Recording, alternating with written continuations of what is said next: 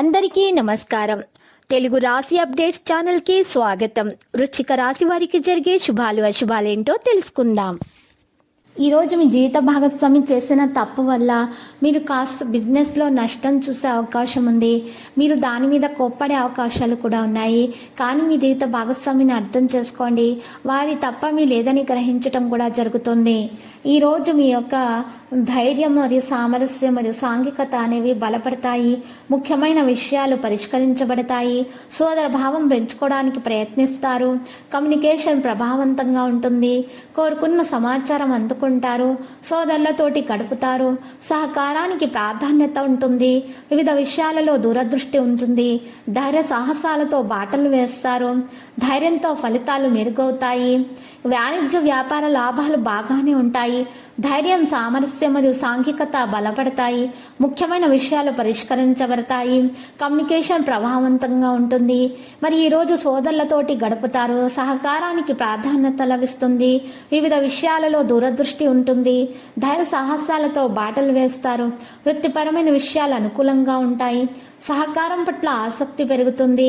సన్నిహితుల నుండి మద్దతు తీసుకుంటారు.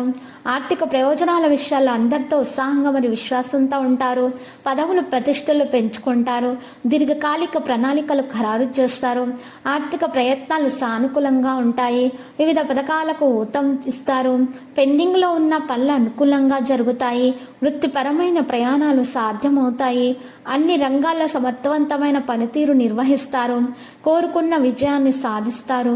సోమరితనం విడిచిపెట్టండి. పనిలో కార్యాచరణ చేయండి. వృత్తి వ్యాపారాలలో విజయవంతంగా సాధిస్తారు.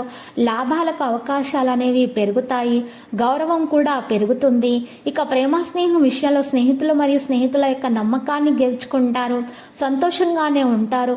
సంతోషకరమైన ఫలితాలు అందుతాయి. ఇక మీరు వ్యక్తిగత సంబంధాల నుండి ప్రయోజనం పొందుతారు.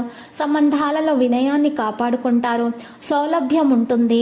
భావోద్వేగపరమైన విషయాల్లో నిర్ణయాలు తీసుకోగలుగుతారు. రక్త సంబంధిత మిత్రులు ఉంటారు.